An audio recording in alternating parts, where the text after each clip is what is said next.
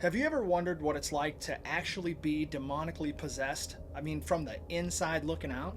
I know. Okay, so in the beginning, it doesn't even look like possession. It doesn't feel like possession at all.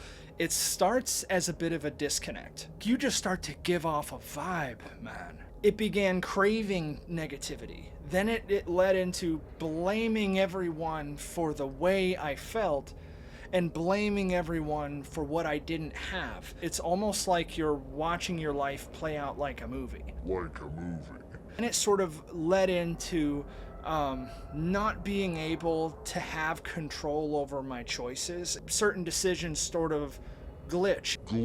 And if God existed, this was like my mindset back then. If he existed, I had to hate him because I would hear all this stuff about free will, but I didn't have access to my own free will. When it got to the point where I couldn't tell the difference between dream and reality, things were really getting closer to the edge. Like, I didn't understand that my thoughts weren't my own, right? I didn't understand that I was possessed. What made me first start to think that I was possessed was when I looked at myself in the mirror, and I was like, I think like 18, 19 at the time, and my eyes were black, dude. Like, they were completely just, they almost looked like there was no blue and it was just one dilated pupil on both sides. All I cared about was fueling hatred. All of my imagination added to hatred. Everything was different colors and shades of how I could cause destruction for others.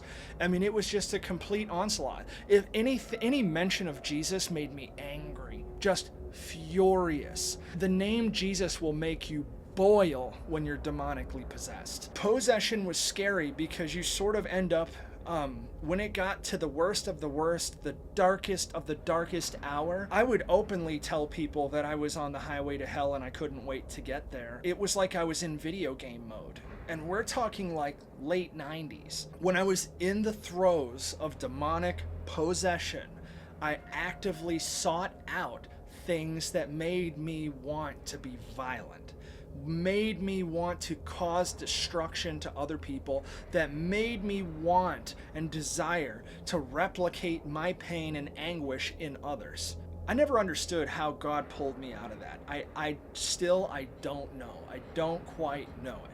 But I believe that my mother was a praying woman, and she prayed and prayed and prayed for my soul, because there was everything in me was just high speed running toward the abyss. There was just no hope. Like, hope becomes the kindling to the fire of your soul. I definitely think that for a few years I was more animalistic in nature than anything else.